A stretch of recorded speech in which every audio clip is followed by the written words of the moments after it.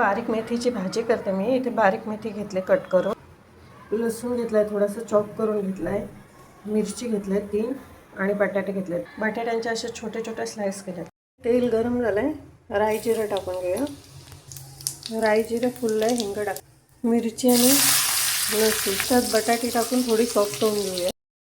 त्यात थोडीशी हळद टाकूया आणि बटाट्यांसाठी थोडंसंच मीठ टाक, मीठ एकदम थोडंसंच टाकलं। हे कवर करून सॉफ्ट होऊन देऊया। आता 5 मिनिटं झालेत, बटाटे सॉफ्ट झालेत। आता भाजी टाकून घेऊया। त्याला स्लो गॅसवरती वाफवून घेऊया एक 10 मिनिटं झालेत। भाजी बघूया आपली, घेऊया मिक्स करून घेऊया। त्यात थोडं मीठ टाकूया, मगाशी एकदम थोडं टाकलेलं, आता थोडासा गरम मसाला टाकते। तर ही भाजी पूर्ण मिक्स करून घेऊया आणि शिजत ठेवूया। तर ही आता बिना झाकण ठेवून वाफवून घेतली भाजी।